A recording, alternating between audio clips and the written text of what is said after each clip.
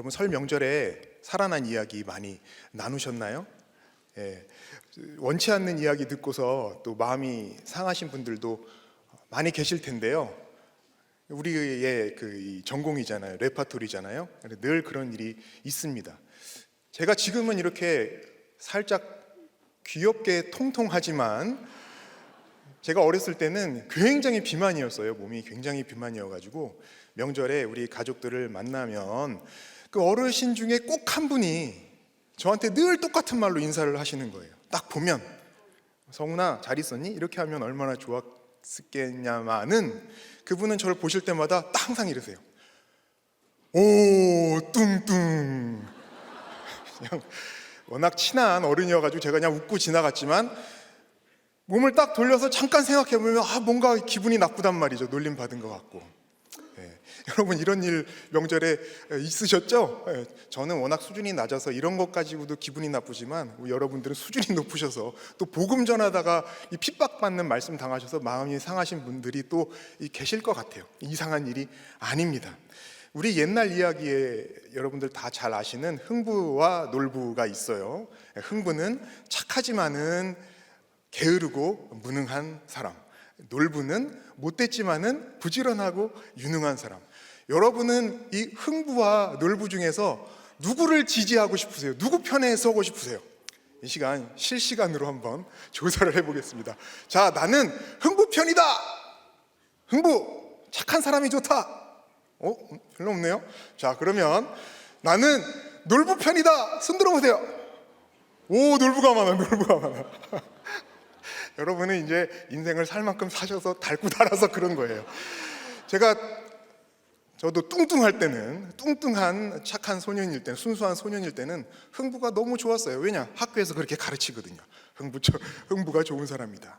그런데 크면서 보니까 흥부랑은 제가 같이 살 수가 없더라고요. 착하기만 한데 게으르고 무능한 사람처럼 같이 살 수가 없을 것 같아요.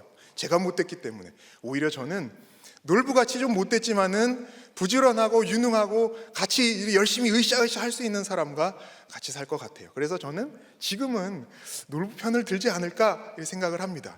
우리가 뭐 흥부놀부든 어떤 소설이든 드라마든 뭔가를 이렇게 재밌게 보다 보면요, 누구 편에 꼭 이렇게 쓰게 돼요. 누구 편을 들면서 상대를 또 비난하기도 하고, 그러면 이제 이게 더 재밌어진단 말이죠.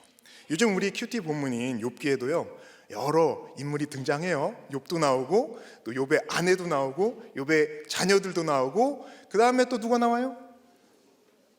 하나님도 나오시잖아요. 하나님도 나오시고 천사도 나오고 또 사탄도 나오죠. 그렇죠? 그리고 또 누가 나올까요?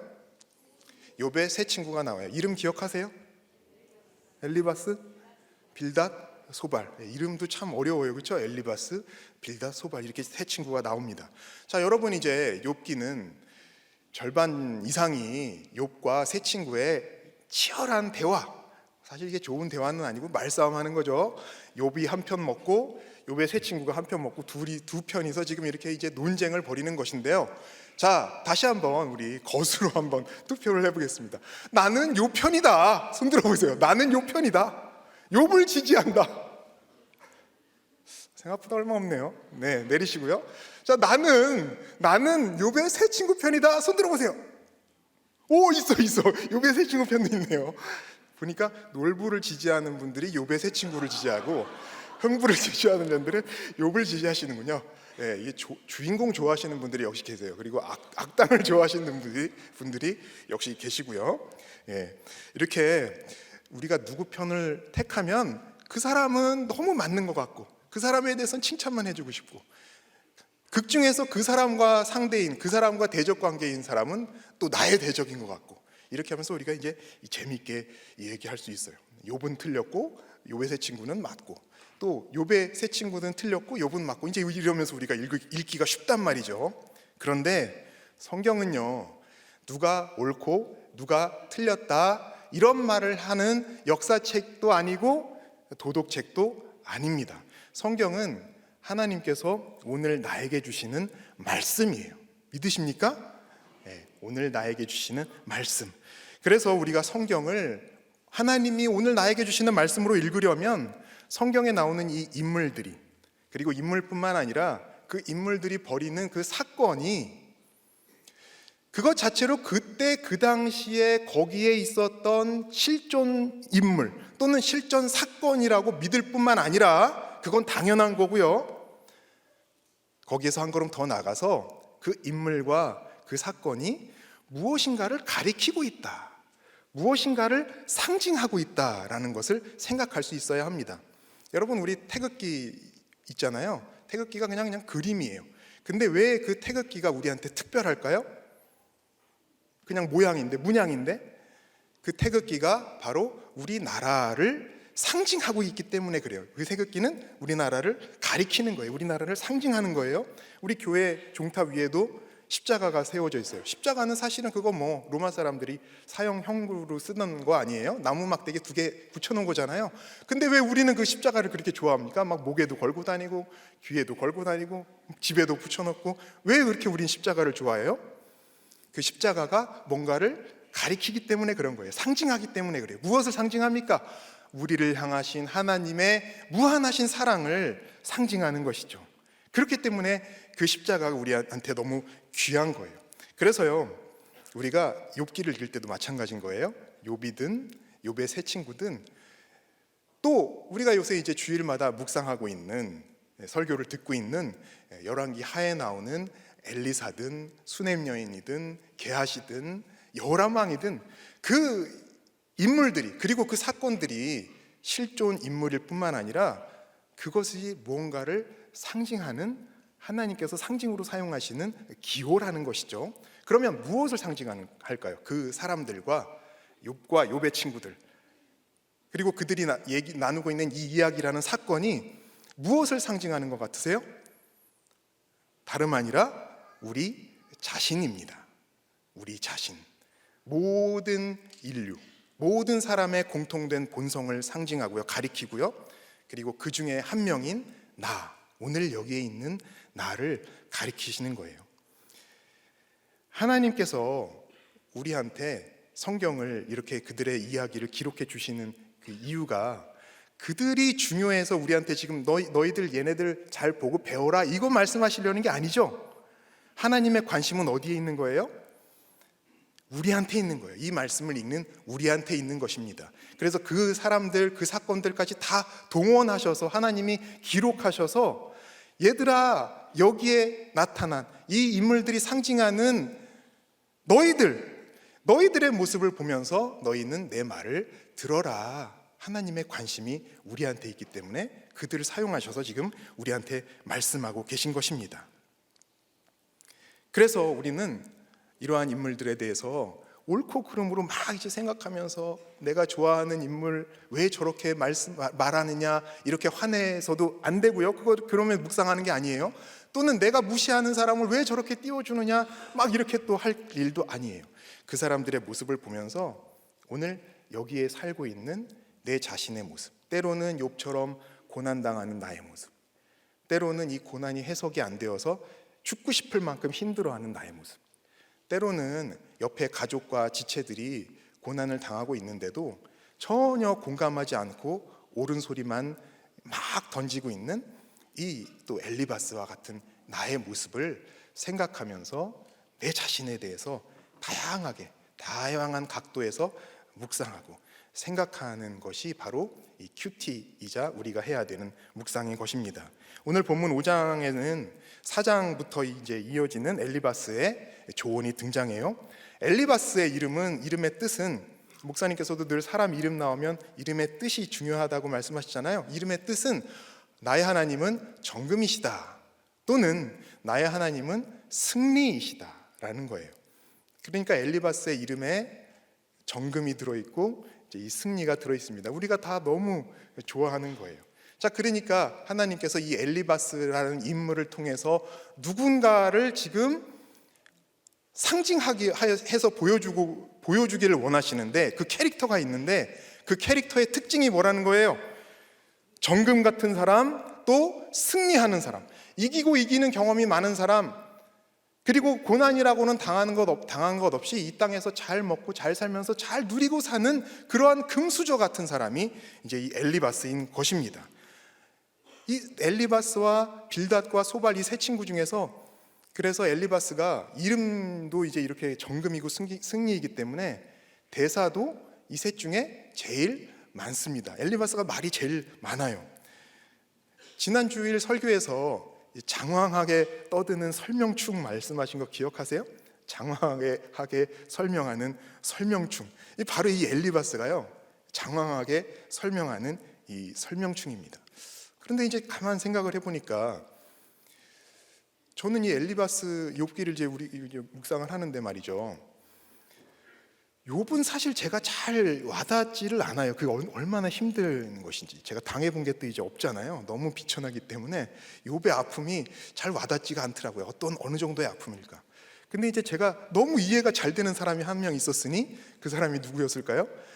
엘리바스가 이렇게 막 훈수 두고 잔소리하는 게 이제 너무 막 느껴지는 거예요. 그래서 지난 화요일 날 제가 새벽 설교를 하고 났더니 어느 목사님이, 야, 오늘은 설교하는데 이성훈이 엘리바스를 설교하는지 엘리바스가 이성훈을 설교하는지 이제 모르겠다, 이제 이렇게 얘기를 하더라고요. 너무 저절로 이제 이해되는 게 있어요. 그래서 오늘이 설 명절이잖아요. 설 명절.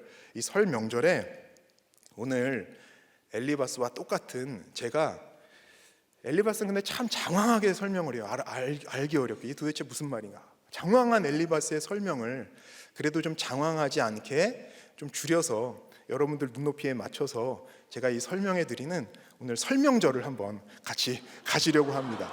설명절이 설명절이 되는 오늘 이런 말씀 시간이 되기를 바라요. 자, 엘리바스의 조언을 한마디로 요약하자면 오늘 제목에 있는 대로 나라면입니다. 주보에는 그렇게 나갔죠. 나라면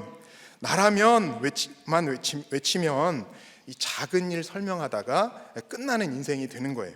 큰 일을 설명해야 되는데, 그래서 사람 살려야 되는데 나라면만 외치면요, 큰 일 설명할 수 없습니다. 사람을 살리려면 우리가 나라면 이런 한계를 우리가 넘어서 주라면 이렇게 고백하는 이야기를 해야 되는데요, 우리 말이 나라면 하는 이 훈수에서 끝나지 않고 주라면 하는 간증이 되려면 어떻게 해야 되는지 오늘 말씀을 같이 보면서 생각해 보겠습니다. 자, 나라면을 넘어서 주라면 하려면 첫째는 옳고 그름이 아닌 구원을 생각해야 합니다. 자, 여러분 미리 말씀드리지만 오늘 엘리바스의 말은 너무 어렵고, 엘리바스는 정금이고 막 이 승리자고 이제 그래서 어렵겠지만은 오늘 대지는 제가 장황한 말씀을 쉽게 설명해 드린다고 그랬죠. 오늘 대지는 너무 쉬워요. 이미 여러분들이 목사님의 가르침과 우리 묵상을 통해서 너무 잘 알고 있는 말씀이니까 전혀 긴장하실 게 없습니다. 옳고 그름을 넘어서 구원을 생각해야 돼요. 1절을 같이 한번 읽겠습니다. 시작. 너는 부르짖어 보라. 내게 응답할 자가 있겠느냐? 거룩한 자 중에 내가 누구에게로 향하겠느냐? 욥은 지금 너무 괴로워서 막 죽고 싶다고 외치고 있어요. 그렇죠? 그런데 지금 이 부르짖어 보라 그러는데요, 사실 이 엘리바스의 말은 부르짖지 말라는 거예요. 왜? 네가 아무리 그렇게 죽겠다고 부르짖어 봐야 네 편들 사람 없다는 것입니다. 왜 그렇습니까? 앞에 4장에서 엘리바스가 사람이 어찌 하나님보다 의롭겠느냐 이렇게 말하거든요. 욥도 예외가 아니라는 거예요. 하나님 앞에서 자기 의를 주장하면서 내가 지금 당한 고난 때문에 억울하다고 부르짖을 사람 아무도 없고, 그 마음 헤아려 줄 사람 아무도 없고, 네 편 들어줄 사람 아무도 없으니까 너 지금 그렇게 힘들다고 부르짖지 말어, 이런 뜻이에요. 이어서 엘리바스는 2절에서 3절에서 미련한 자는 반드시 멸망한다, 이런 무서운 말을 해요. 2절을 함께 읽겠습니다. 시작. 분노가 미련한 자를 죽이고 시기가 어리석은 자를 멸하느니라. 미련한 자는 하나님 앞에 의인이 없다는 것을 모른 채 고난 앞에서 분노하고 시기하다가 결국에 어떻게 된다는 거예요? 멸망한다는 것입니다. 내용만 놓고 보면요, 지금 엘리바스 말은 너무 지당하신 말씀이에요. 그런데 엘리바스가 진짜 하고 싶은 말이 뭘까요? 진짜 하고 싶은 말은 그 미련한 자가 누구다? 너다. 욥, 너가 미련한 자다. 그러니까 네가 미련한 가운데 그렇게 지금 멸망하고 있는 거다. 그러니까 억울하다고 하지 마라, 힘들다고 하지 마라, 이 말입니다. 엘리바스가 이렇게 아무리 옳은 말을 잘 설명해도 사실 욥의 입장에서 우리가 생각을 해보자면 절대 동의할 수가 없죠. 그러니까 지금 욥이 엘리바스 말을 긴 그 이 훈수를 듣고서 자기가 또 힘들다고 또 계속 얘기를 하잖아요. 설득이 안 되는 거예요. 정금 같은 승리만 누렸던 이 엘리바스가 욥의 마음을 전혀 헤아리지 못하기 때문입니다. 엘리바스 같은 저도 다른 사람 마음 전혀 헤아릴 줄 사실은 몰라요. 이게 되는 게 원한다고 되는 게 참 아니더라고요. 더군다나 뭐 정치니 역사니 뭐 이런 거 사실 전혀 관심이 없습니다. 그저 시험 잘 봐야 되니까 학교에서 가르쳐 주는 거 그냥 그대로 잘 배워서 시험 보면 끝이에요. 시험지 푸는 순간 까먹더라고요. 기억이 안 나요.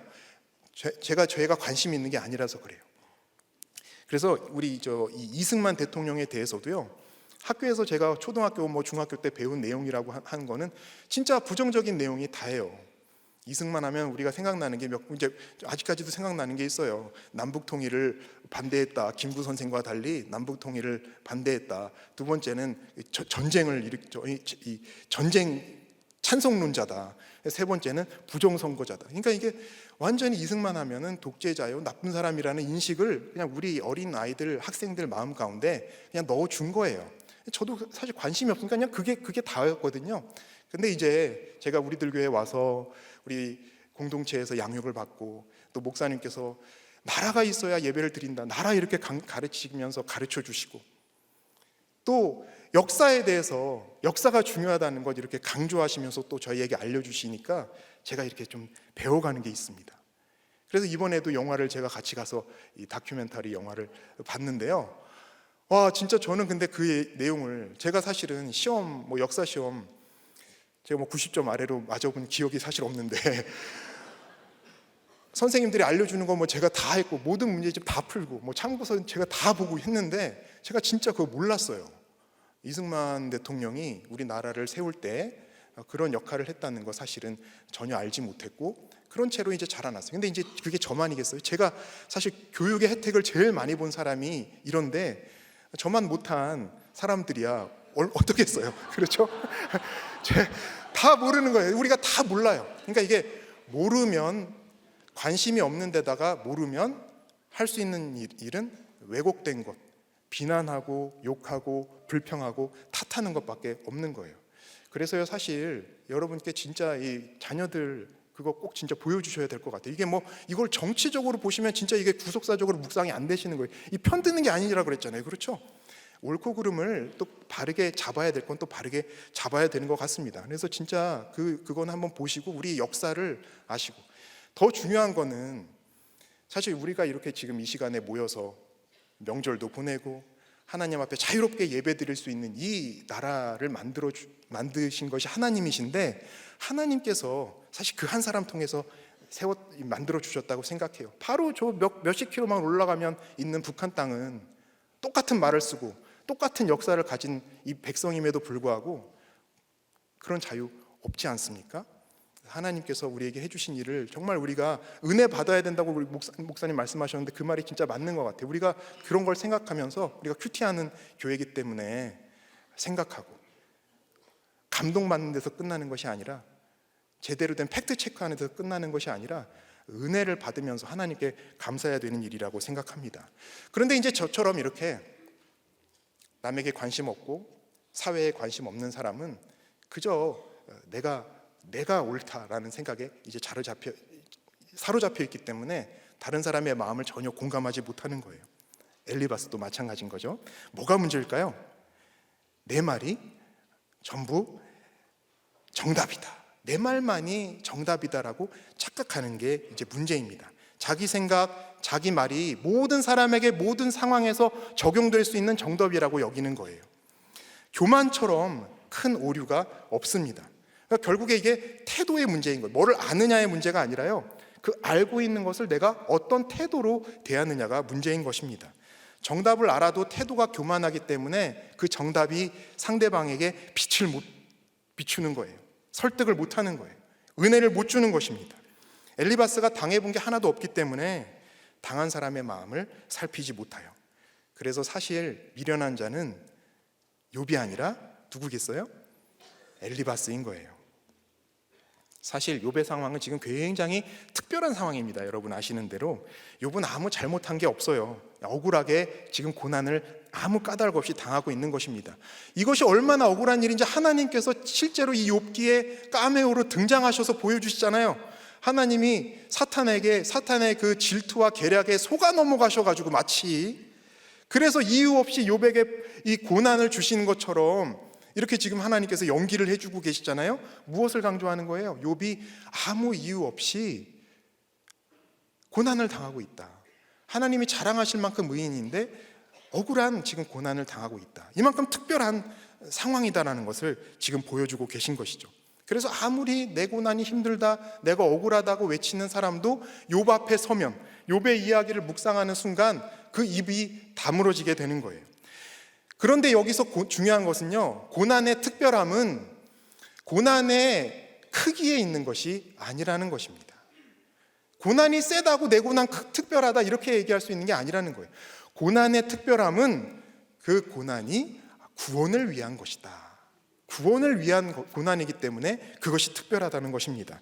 그래서 이 세상에서 역사상 가장 특별한 고난은요, 우리 주님께서, 우리 예수님께서 우리를 살리기 위해서 당하신 그 구속의 고난입니다.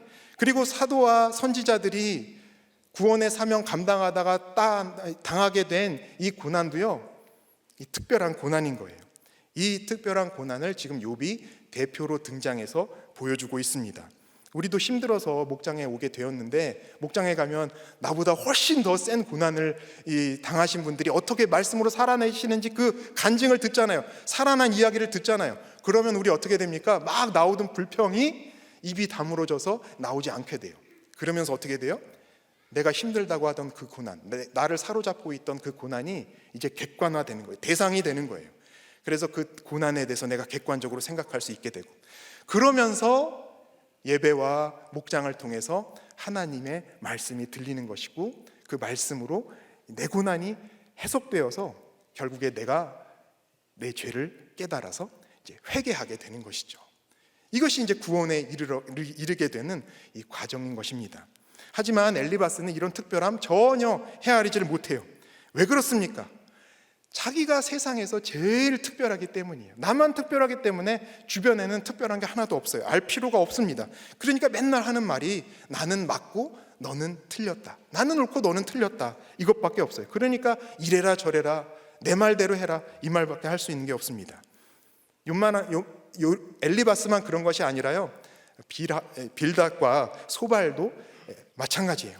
그래서 종교개혁자 칼빈은 욥의 세 친구를 돌팔이 의사에 비유합니다. 좋은 약은 가지고 있어요. 이 사람들이 옳은 말은 다 알아요. 그런데 그 질병이 얼마나 복잡한 질병인지, 이 환자가 지금 얼마나 힘든 상태인지 전혀 헤아리지 못합니다. 관심도 없어요. 알려고 하지도 않아요. 왜요? 내가 가진 약이 최고거든요. 물론 이 약을 듣고 난 사람도 있겠지만은 어떤 사람에게는 이 약이 독약이 되어서 생명을 잃을 수도 있는 것입니다. 그러면 이 세 친구의 대사는, 성경에 기록된 이 세 친구의 대사는 의미 없는 잘못된 말이니까, 욥에게 적용되지 않는 말이니까 우리도 다 건너뛰고 묵상하지 않고 건너뛰어도 되는 것일까요? 예? 그렇지 않죠? 여기에 이거 누구 읽으라고 주셨다고요? 예, 나 읽으라고 주셨다는 거예요. 욥의 세 친구가 중요해서 기록해 주신 게 아니고, 욥이 중요해서 기록해 주신 게 아니라요, 나 읽으라고 하나님이 다 일일이 기록해서 하셔서 주셨다는 것입니다. 그러면 우리는 이제 이 말씀 앞에서도 생각을 해야 되는 거예요. 욥에게 적용되지 않는 말이라고, 나에게도 적용되지 않는 말이라고 생각해서는 안 된다는 것입니다. 여러분 가만 생각해 보세요. 욥이요, 이 세 친구들의 말을 사실 들을 필요가 없잖아요. 그렇죠? 맞지 않는 말이잖아요. 그러면 여러분 어떻게 하시겠어요? 자리 떠서 떠나도 할 말이 없는 거예요. 그래도 돼요. 근데 욥이 어떻게 합니까? 끝까지, 이 대화가 끝날 끝까지 욥이 그 자리를 지키고 앉아 있어요. 그리고 그 말을 하나하나 주의 깊게 듣습니다. 그러면서 아파하고 고민하고 힘들어하고 호소하고 소리치고 불평하고 원망하고, 그 자리에서 그 말을 다 새겨 들으면서 같이 생각하고, 쉽게 말하면 묵상을 하고 있는 거예요. 그러니까 결국에는 그 자리에 누가 찾아오세요? 그 자리에 하나님이 나타나시는 거예요. 그래서 하나님께서 그들에게 말씀을 해주시는 것입니다. 여러분, 그러니까 우리도 이 말씀을 잘 묵상하면서 생각해야 되는 거예요.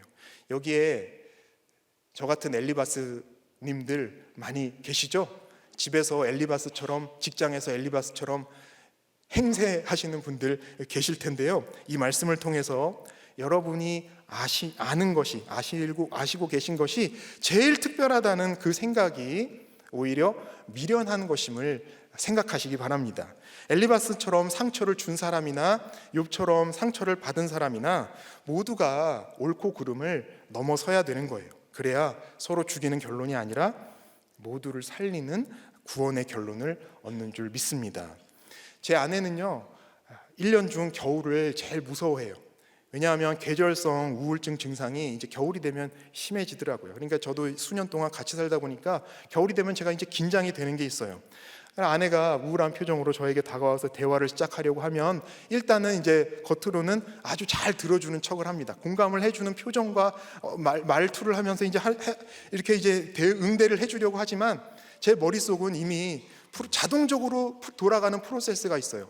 이 사람이 오늘 일조량을 충분히 쐬었나? 이 사람이 오늘 비타민 D를 섭취를 했나? 이 사람이 오늘 우울증 약은 잘 챙겨 먹었는지, 이 사람이 오늘 운동은 어느 정도 했는지, 이 사람이 오늘 큐티는 했는지, 이 사람이 규칙적인 생활은 잘 하고 있는지. 말은 대놓고 하지 못하지만 제 머릿속으로 생각을 하고 있는 거예요. 그러면서 이제 직설적으로 얘기를 못하지만 지금 그런 상황은 네 몸속에 지금 세로토닌이라는 것이 이제 결핍이 되어가지고 네가 지금 이렇게 무기력해지고 지금 우울한 감정이 느껴지고 지금 이렇게 힘들어하는 거야. 그러니까 이거를 잘 공급해주면은 네가 잘 날 수 있어. 막 이렇게 또 이제 얼마 알지도 못하는 거 아는 척하면서 막 썰을 풀어대요. 설명충처럼 말이죠. 그러면 어느 순간 아내가 앞에서 사라지고 없습니다. 저도 이제 뻘쭘해져서 하는데, 그런데 말이죠, 이상하게 그 주간에 아내가 여자 목장 그런 일이 있을 때 이제 아내가 여자 목장 간 시간에 저는 사무실에서 일하고 있는 시간이거든요. 그때가 되면 제 귀가 그렇게 간지럽더라고요. 제가 그 이유를 모르겠어요. 제가 뭐 잘 씻고 다니는데 말이죠. 그 이유를 아시는 분들은 저한테 좀 귀뜨임을 해주시면 좋겠습니다. 엘리바스가 상징하는 제 모습을 가만히 생각해 봤어요. 힘들다고 외치는 아내에게도 결국에 제 자랑만, 제가 알고 있는 이 정답만, 이렇게 하면 될 거야, 나라면 이렇게 할 거야, 장황하게 설명만 늘어놓는 설명충이 맞더라고요. 제가 똑똑한 것 같지만 미련한 자가 맞습니다. 이제는 이 자리를 뜨게 하는, 듣는 사람 자리를 뜨게 하는 이러한 장황한 설명은 좀 멈추고요, 공감하고 이해하는 언어를 좀 써야 되겠다고 이제 생각을 합니다. 적용 질문 드릴게요. 내가 유달리 잘 보는 상대의 문제는 무엇입니까? 그 문제에 나는 어떻게 반응합니까? 이것만큼은 남보다 우월하다 이렇게 생각하는 것은 무엇입니까?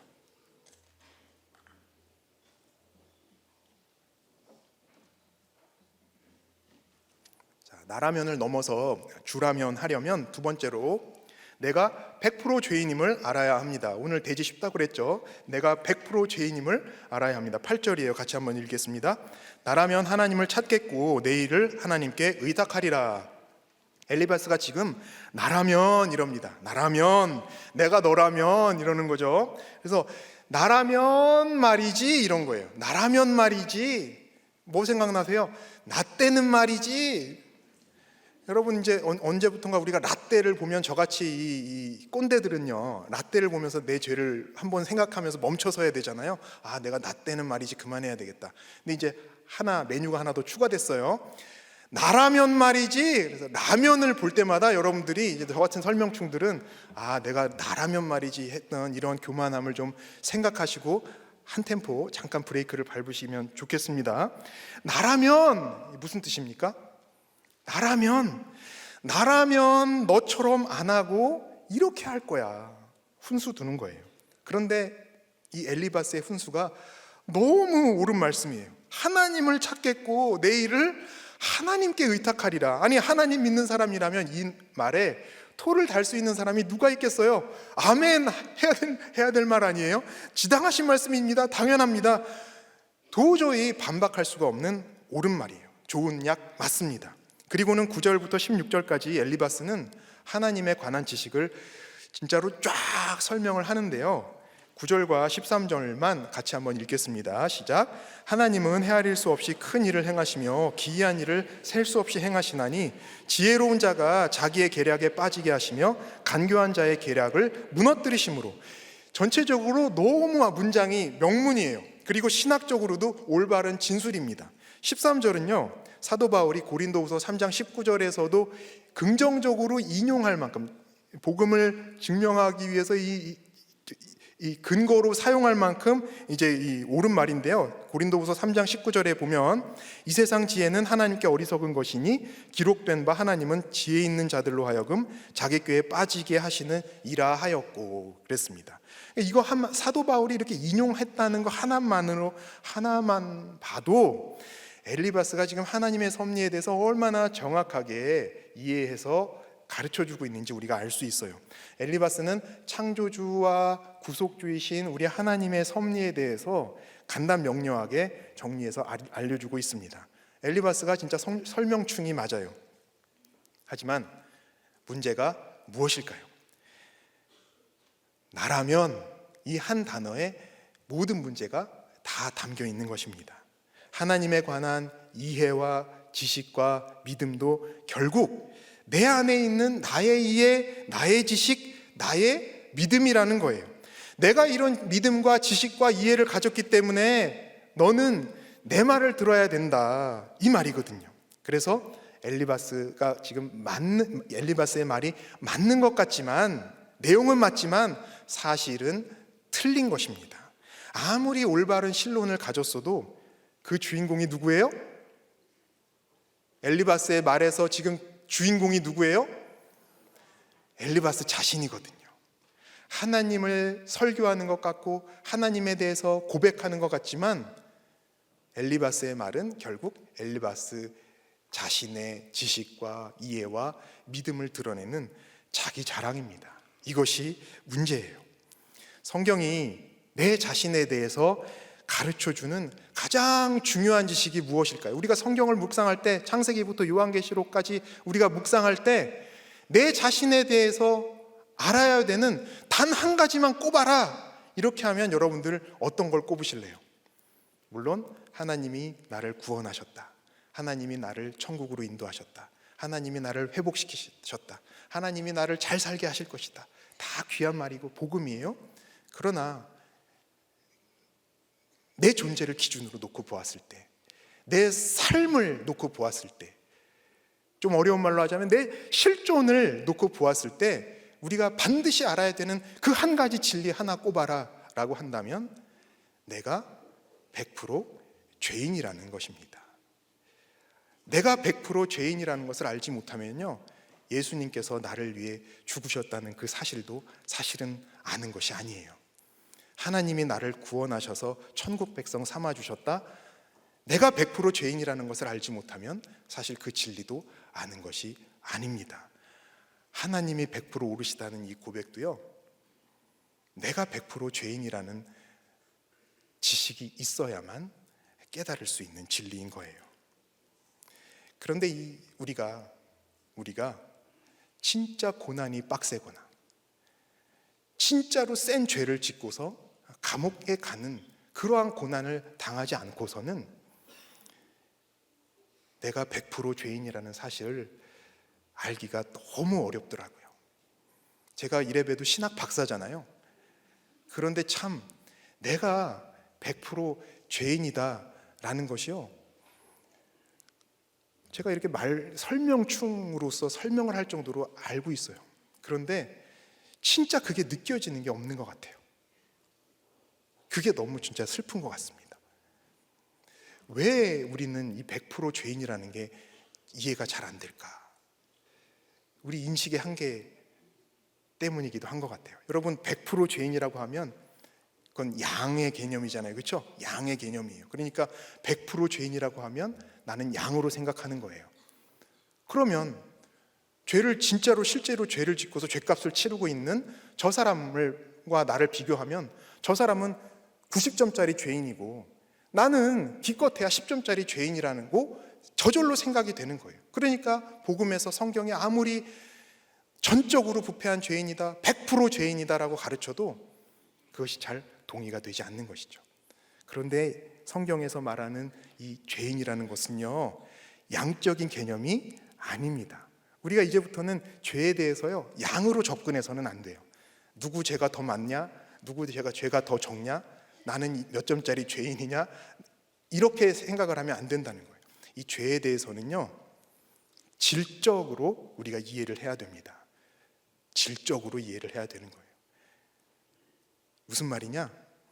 하나님께서 우리를 죄인이라고 판단하신 것은 우리의 드러난 행위나 말이나 이 생각 가지고, 그런 행위적인 것, 드러난 현상을 가지고 거기에 대해서 벌점을 매기셔서 죄인이라고 하시는 게 아니라요, 아담 이래 타락한 우리의 존재 자체,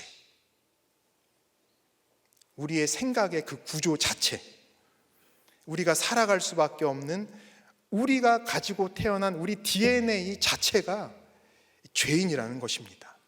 그래서 그것이 드러났든 드러나지 않았던 누구나 하나님 앞에서는 전적인 죄인이라는 거예요. 바꿔 말하면 우리는 그 누구도 아무리 올바른 삶을 살고 아무 죄도 없는 것 같고 저처럼 모범생처럼 살았고 엘리바스처럼 점금 갖고 승리자인 삶을 산 그 누가 있다고 해도, 심지어 욥이라고 해도 그 스스로의 존재의 힘으로는 자기 자신을 죄와 사망에서 건져낼 가능성이 0.0000001%도 없다. 제로다. 0%다. 우리 스스로 일어날 힘이 하나도 없다. 따라서 100% 죄인이라는 것입니다. 우리 존재가 죄에 이렇게 오염되어 있다는 거예요. 제가 이미지는 이렇게 설명충이고 아는 척하고 자랑하고 훈수를 많이 두는 꼰대이거든요. 그런가요? 예? 꼰대처럼 보이시나요? 근데 이제 나이가 들어서 실제로 사실 그런 면도 사실 있어요. 그런데 제가 스스로 생각할 때 사실 저는 꼰대는 아니에요. 예. 저는 남의 인생에 참견하는 거, 아까 말씀드렸죠? 관심 별로 없다고. 저만 특별하기 때문에 참견하는 거 좋아하지 않고 간섭하는 거 좋아하지 않고 훈수 두는 거 별로 좋아하지 않습니다. 물론 저랑 같이 사는 저희 가족이나 저랑 같이 일하는 우리 동료들한테 확인을 해봐야 되겠지만요, 물론 저도 훈수 두죠. 근데 오는 사람은 제가 막지 않아요. 오는 사람에겐 친절하게 제가 훈수를 두어드립니다. 그러나 제가 찾아가는 서비스까지는 해드리지 않는다 이 말이에요. 오지랖을 떨진 않아요. 아들 교육에 대해서 제가 특히 그랬습니다. 아들 교육에 대해서 제가 부모님 잔소리를 거의 들어본 적이 없거든요. 유일하게 들어본 잔소리 뭐라고 했는지 기억나시나요? 성훈아, 공부 좀 그만해. 이게 제가 들어본 유일한 잔소리예요. 진짜 그거밖에 생각나는 게 없더라고요. 그러니까 저희 부모님도 저에게 잔소리를 안 하셨기 때문에, 그리고 더 중요한 건 그렇게 잔소리 듣지 않고 혼나본 적도 없는데 제가 멀쩡하게 그래도 컸잖아요. 겉으로는 이거 참 이런 말씀 드리기가 좀 굉장히 민망한데, 겉으로는 엘리바스까지는 아니더라도 멀쩡하게 컸잖아요. 그러니까 내 아들을 키울 때 있어서도요, 이게 무서운 것 같아요. 아까 이제 행위나 뭐 사고나 이런 게 아니라 존재 자체가 문제라, 이 DNA가 문제라고 말씀드린 게 바로 이런 거예요. 제가 의도하지 않아도요, 아들에 대해서 제가 아들이 그래도 마음에 안 드는 게 있을 거 아니에요? 제 기준으로 놓고 보면. 그래서 잔소리를 하고 싶다가도 잔소리가 안 나와요. 왜? 들어본 게 없으니까 어색한 거예요. 그리고 나도 했는데 내 아들도 잔소리 안 들어도 잘하겠지라는 막연한 그런 기복이 이제 있는 거죠. 나라면 잔소리 안 듣고도 잘 했으니 할 텐데 내 아들도 잘할 것이다. 내 아버지였다면 나한테 이런 상황에서 잔소리 안 했겠지. 제가 교양이 있어서 또는 자녀 교육에 대해서 뭔가 그 철학을 가지고서 하는 게 아니라요, 가족 우상과 가족 신화, 그리고 내가 옳다, 내 아버지가 옳다고 하는 이 뼛속 깊은 교만함에 젖어 있기 때문에 제 아들에 대해서 잔소리를 전혀 하지 못하는 것을 제가 엘리바스의 모습을 통해서 보게 됩니다. 특별히 이제 신앙에 대해서 더욱 그런 것 같아요. 공부는 뭐 말할 것도 없고요. 제가 진짜 잔소리 안 하거든요. 공부에 대해서. 신앙에 대해서는 그래도 우리가 해야 되잖아요. 그렇죠? 신앙에 대해서는 예배 드리게 해야 되고, 큐티하게 해야 되고, 수련회 참석하게 해야 되고, 우리가 진짜 아이들 하기 싫어하는, 가만 내버려두면 아무도 안 할 그거 우리가 잔소리를 해서라도 데리고 오고 설득하고 노력을 해서 해야 되는데, 제가 그것마저도 알아서 하겠지, 나라면 잘했으니까 걔도 그렇게 잘하겠지라고 그냥 내버려 둔 것이 있었습니다. 이게 사실은 잔소리를 하든 하지 않든 그 마음의 근본이, 바탕이 나라면이라는 이 교만이라면요, 이거 자체가 똑같은 문제인 거예요. 한번 생각을 해봤어요. 엘리바스와 저를. 제가 너무 엘리바스가 이해가 되니까 누가 더 엘리바스일까? 엘리바스 원본을 넘어서는, 내가 엘리바스의 원본을 넘어설 수 있을까? 근데 진짜로 제가 넘어서더라고요. 왠지 아세요? 엘리바스는 이렇게 뼛속 깊은 나라면이라는 교만함을 가지고 있지만 그걸 드러내잖아요. 말을 하잖아요. 욥에게 주책맞게 말을 하잖아요. 쓴소리를 하잖아요. 그러니까 지금 우리한테 다 만천하에 드러나서 아이고 저 미련한 놈, 이렇게 비판을 듣잖아요. 그러니까 고칠 수 있는 기회를 얻는 거죠.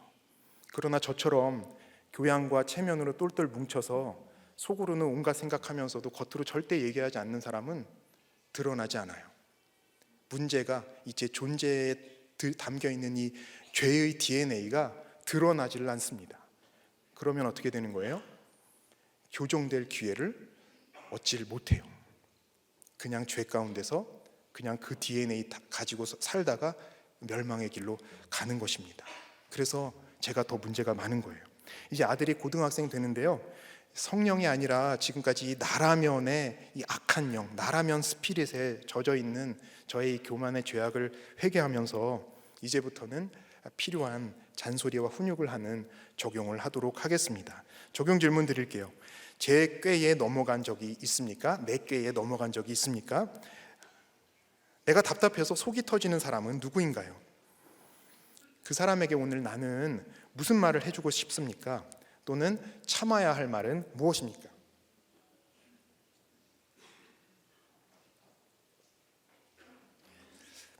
자, 마지막 세 번째, 나라면을 넘어서 주라면 하려면 세 번째로 하나님이 100% 오르심을 고백해야 합니다. 17절에서 20절을 우리 같이 한번 읽겠습니다.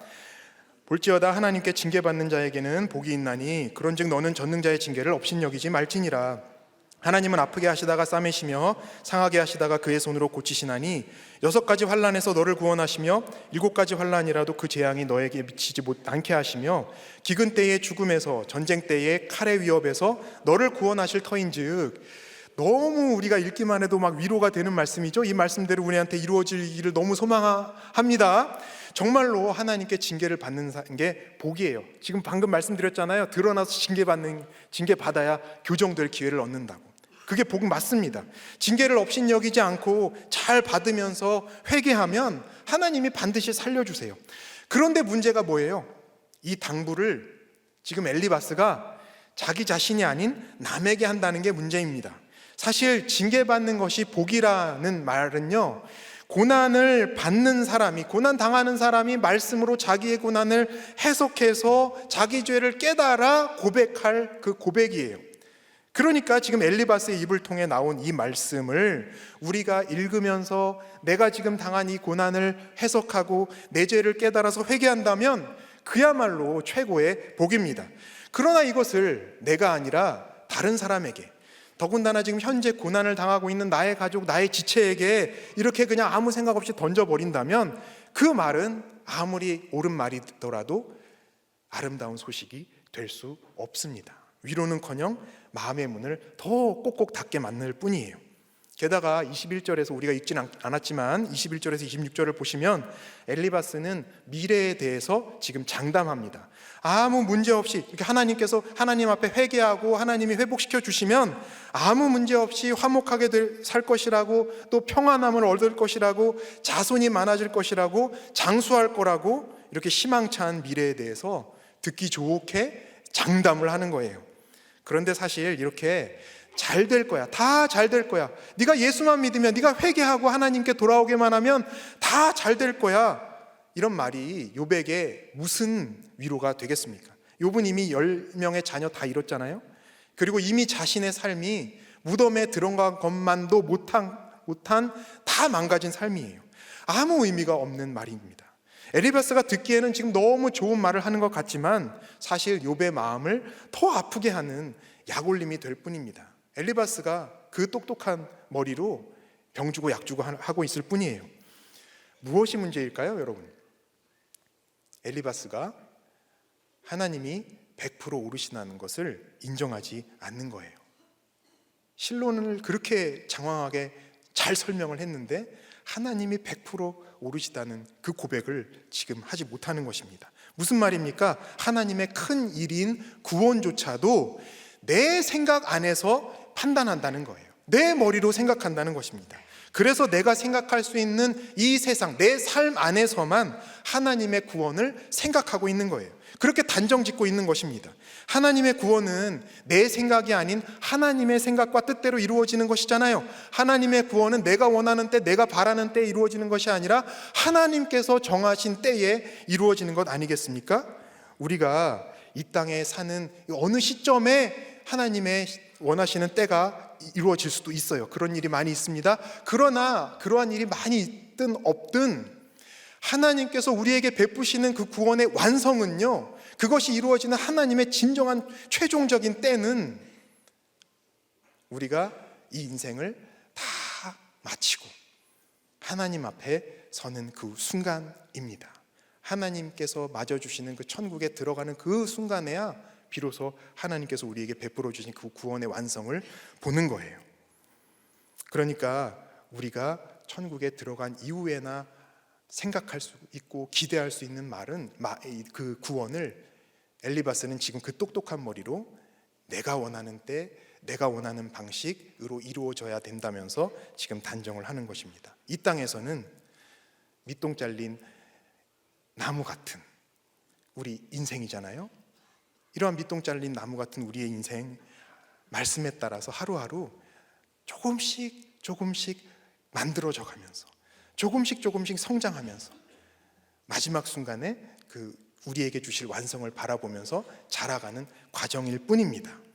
그러나 엘리바스가 대표해서 보여주고 있는 이 교만한 사람은 하나님의 때를 기다리지 않죠. 지금 당장 잘 먹고 잘 사는 게 중요하다. 그것이 구원이라는 바로 이 기복신앙을 말하고 있어요. 엘리바스가 4장에서는 인과응보의 가치관을 보여주더니 오늘 5장에서는 결국 기복신앙의 가치관까지 보여줍니다. 27절이에요. 볼지어다 우리가 연구한 바가 이와 같으니 너는 들어보라 그러면 내가 알리라. 우리가 연구한 바가 이와 같으니 들어보라 그래요. 얼마나 이 확신이 느껴지시죠? 정금 같은 승리자 엘리바스가 이렇게 자신 있게 연구했다고 내세우는 것이 결국에 뭐예요? 인과응보와 기복신앙이에요. 아무 지식 없어도 그냥 인간이라면 태어나서 저절로 하는 생각이 인과응보와 기복신앙인데 엘리바스가 지금 똑똑한 머리 가지고 평생 연구했다고 자랑하는 것이 또 결국엔 기복신앙과 인과응보라는 것입니다. 이것이 하나님 떠난 우리 인간의 지혜의 한계입니다.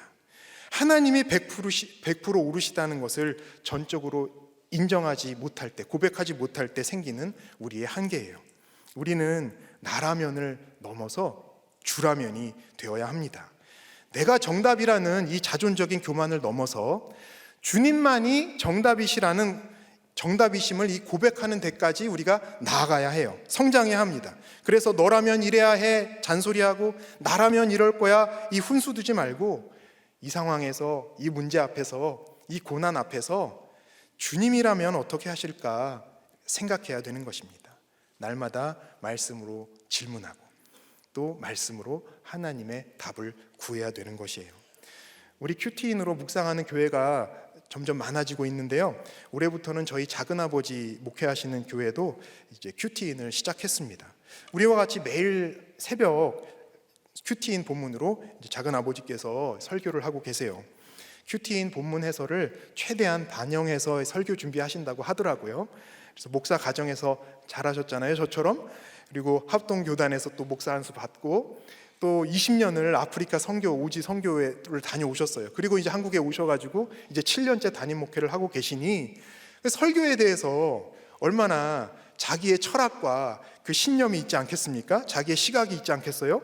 그런데 그것을 자기 생각을 기준으로 삼지 않고 이 우리 큐티인에 쓰여진 이 본문 해설에 맞춰서 설교하신다는 거예요. 제가 그 말을 듣고서 아니 왜 그렇게 하세요? 굳이 왜 그렇게 하세요? 제가 물어봤더니 이렇게 말하시는 거예요. 성도들이 큐티를 더 잘하도록 돕기 위해서 유익이 되도록 그렇게 한다고 하시더라고요.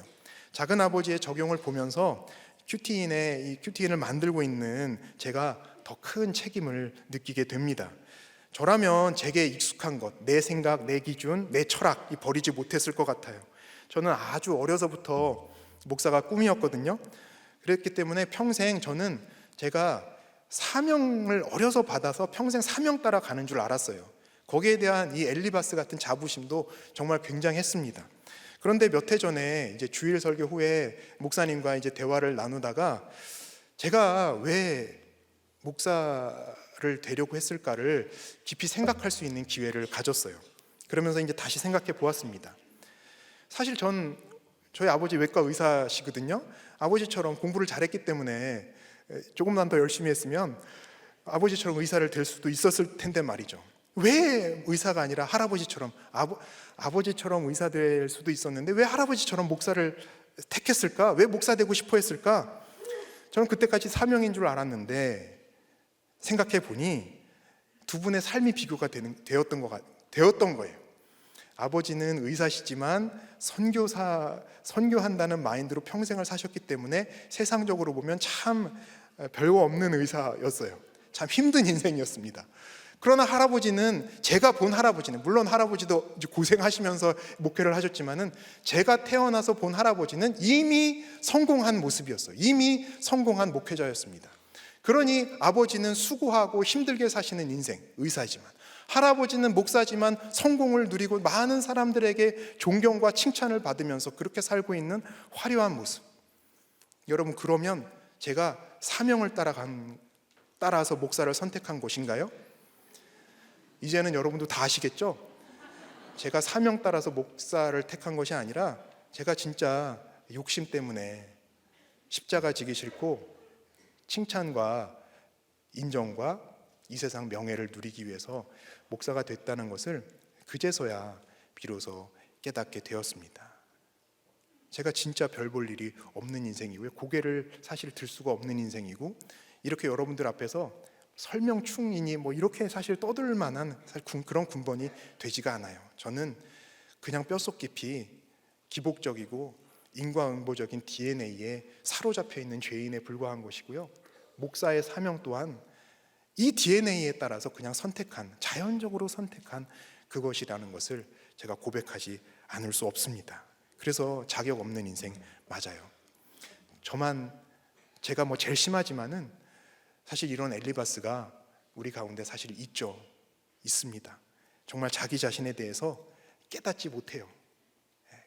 내 자신에 남의 문제는 너무 잘 봐요. 막 훈수를 더 줍니다. 근데 내 자신에 대해서는 보이는 게 하나도 없는 거예요. 그래서 미련한 존재인 겁니다. 오늘 말씀은 이런 저를 포함한 이런 엘리바스들에게 돌이키라고 부르시는 주님의 은혜라고 생각합니다. 그리고 이런 한심한 엘리바스들 데리고 사시느라고 수고하시는 우리 욥 같은 우리 성도님들, 엘리바스 때문에 너무 힘들어하지 마시고요. 이렇게 찌질하고 형편없고 수준 낮은 거를 이제 잘 아셨잖아요. 그러니까 그분들 더 잘 섬기시면서 구원을 위해서 이끌고 가시는 우리 욥과 같은 또 성도님들 되시기를 축복합니다. 엘리바스인 저야말로 이런 나라면 한계를 넘어서 이제는 주라면의 이 믿음으로 나아가야 되겠다고 다시 한번 다짐하게 됩니다. 함께 이 사역에 이 큐티인 만드는 또 이 말씀 사역에 힘쓰는 우리 동료들과 함께 이 귀한 일에 귀한 사명에 더욱 충성을 하겠습니다. 여러분도 날마다 말씀 묵상하시면서 각자 삶의 자리에서 나라면을 넘어서 주라면의 고백을 할 수 있기를, 그런 복된 인생 되시기를 간절히 바라고 기도합니다. 적용 질문이에요. 오늘 내게 닥친 문제에 대해서 나라면 어떻게 하고 싶으십니까? 그 문제에 대해 주님이라면 어떻게 하실 것 같은가요? 우리가 다 나라면 이혼하고 싶고, 나라면 이 문제에서 떠나고 싶고 도망가고 싶죠. 그때 이제 나라면 하면서 마음대로 하지 마시고요, 주라면 어떻게 하셨을까? 어떻게 하실까? 주라면 무슨 말씀하실까? 생각하시기 바랍니다. 큐티책을 펴서 묵상하세요. 그러면 주님이 그 말씀으로 인도해 주시고 책임져 주실 줄 믿습니다. 말씀 맺겠습니다. 나라면을 넘어서 주라면 하기 위해서는 옳고 그름이 아닌 구원을 생각해야 합니다. 내가 100% 죄인임을 알아야 합니다. 하나님이 100% 옳으심을 고백해야 합니다. 내가 100% 죄인임을 알고 하나님이 100% 옳으심을 고백한다는 것은요, 사실 내가 하나님과 만나는 거예요. 이 예배가 바로 내가 하나님과 만나는 자리입니다. 예배는 만남이에요. 예배 때도 그런데 우리가 나와서 나라면, 머릿속으로 나라면 이런 생각하고서 은혜 못 받으면 이것처럼 참 불쌍한 인생 없잖아요. 예배에 나오면 나라면 내려놓고 주라면 주의 말씀을 듣겠습니다, 말씀하여 주시옵소서, 내가 예배를 통해서 주님 만나길 원합니다, 이러한 사모함을 우리가 가져야 되겠어요. 욥도 엘리바스도 빌닷도 소발도 다 누구나 다 사실 소망 없는 인생이에요. 구원의 소망 0%인 100% 죄인인 인생일 뿐입니다. 그래서 결국 이 땅에서 중요한 것은요, 어느 때나 어느 상황에서나 하나님 만나는 인생이 되어야 되는 거예요. 그 순간에 하나님을 만나야 되는 거예요. 말씀을 묵상해야 되는 것입니다. 우리 모두 어떤 상황에서도 하나님 만나서 하나님 예배하는 예배자 되기를 간절히 축복하고 기도합니다. 같이 찬양하겠습니다. 우리 모두 예배하는 자 되어 온전히 영과 진리로 주를 예배하자. 주가 우리와 함께 영원히 함께 하시고 마르지 않는 샘물로 우릴 채우시리라.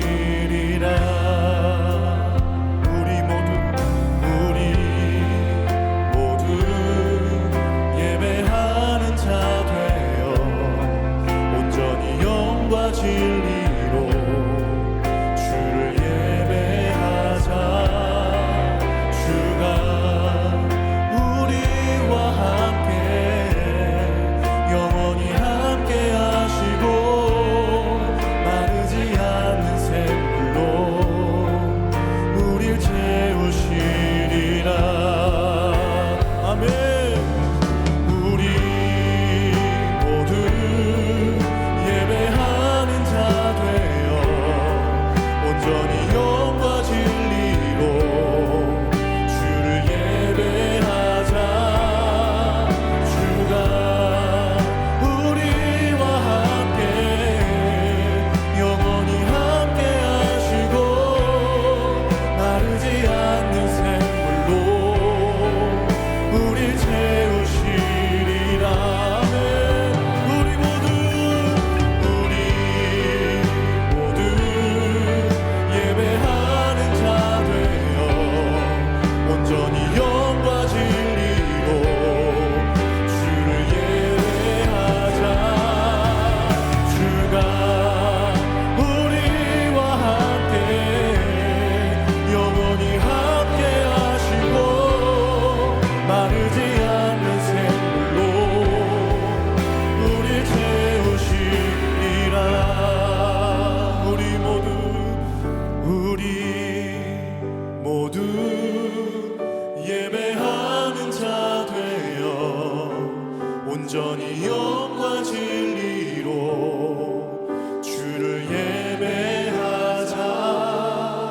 주가 우리와 함께 영원히 함께 하시고 마르지 않는 샘물로 우릴 채우시리라.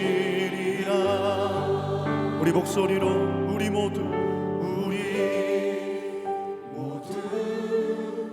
예배하는 자 되어 온전히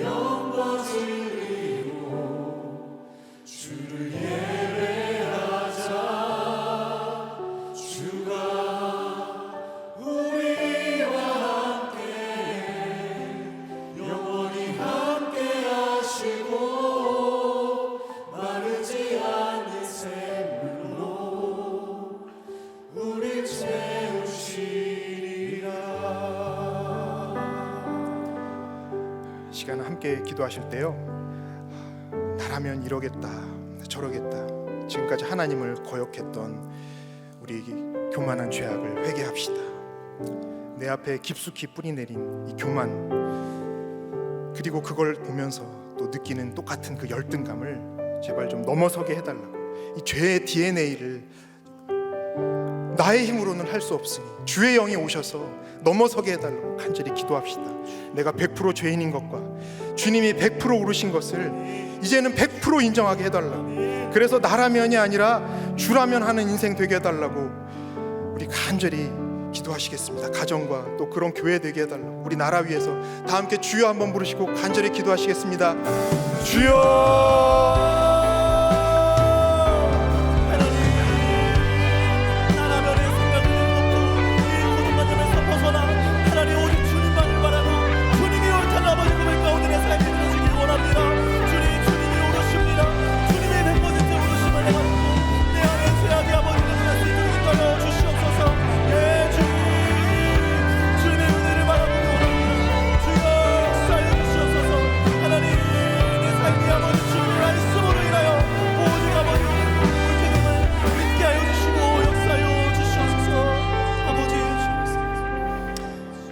하나님 아버지, 제가 엘리바스입니다.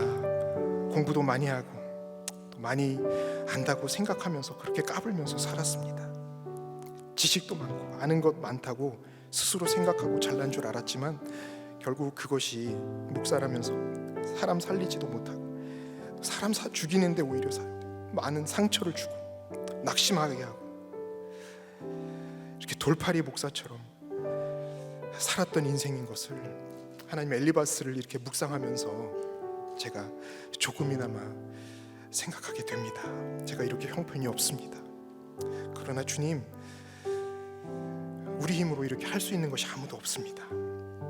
그 높은 지식을 가진 엘리바스가 고난당하는 욥 앞에 해줄 수 있는 것이 아무것도 없었던 것처럼 저 역시 우리 귀한 공동체에 해드릴 수 있는 것이 아무것도 없습니다. 제 가족에게조차 해줄 수 있는 것이 하나도 없는 인생입니다.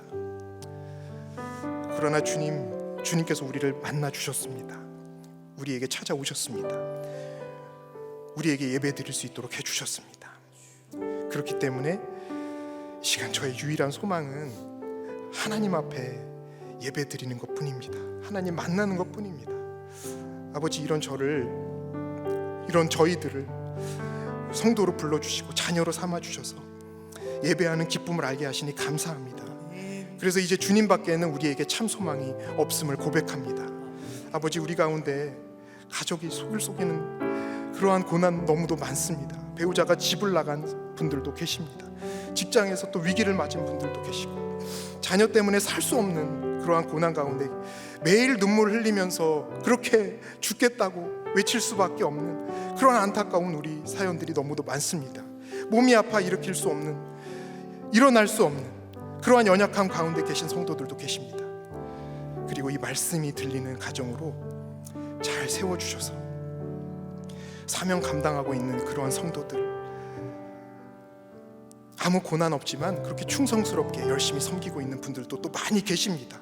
우리가 이런저런 모양으로 이 땅에서 살아가더라도 결론은 우리에겐 아무런 소망이 없습니다. 우리에겐 소망이 없습니다. 우리는 죄뿐입니다.